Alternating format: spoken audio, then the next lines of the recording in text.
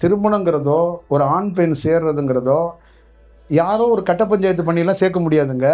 அதுக்குள்ள ஒரு ஒரு ஒரு ஒரு ஹியூமன் இருக்குது, ஒரு இயல்பாக இருக்குது. நீங்கள் 2 பேரும் அந்த மாதிரி ஒரு அண்டர்ஸ்டாண்டிங் இருந்தால் தான் ஒரு வாழ்க்கையை நடத்த முடியும்.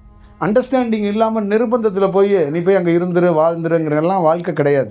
அப்போ அந்த நிர்பந்தங்கிறது எங்கெங்கெல்லாம் வருதோ அங்கே ஒரு ஆணோ ஒரு பெண்ணோ ரொம்ப கஷ்டப்படுறாங்கன்னு அர்த்தம். அந்த நிர்பந்தத்துக்குள்ளே ஆளாக்கக்கூடாது. புரியுதுங்களா? ஒரு 4 பேர் சேர்ந்து ஒருத்தரை வாழ வைக்க முடியாதுங்க. ஒரு குரு என்ன சொல்கிறாருன்னா 4 பேரை முதல்ல பிரிக்கணுங்கிறார். 4 பேரை தூக்கி அங்கே ஓரமாக வச்சு 4 பாட்டை கேட்க வைங்கிறார்.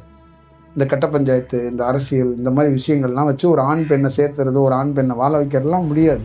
அந்த ஆண் பெண் நிர்பந்தம் இல்லாமல் இயல்பாக வாழணும். அதுதான் விஷயம். ஒரு குடும்பத்துக்குள்ளே உங்கள் பொண்ணு போய் வாழ போகுதுன்னா அந்த பொண்ணுனால அந்த வீட்டில் எந்த நிர்பந்தமும் இருக்கக்கூடாது. அந்த இயல்பு தன்மை இருக்கணும். அந்த இயல்பு தன்மை இல்லை அப்படின்னா அந்த பெண்ணுக்கும் பாதிப்பு, அந்த குடும்பத்துக்கும் பாதிப்பு.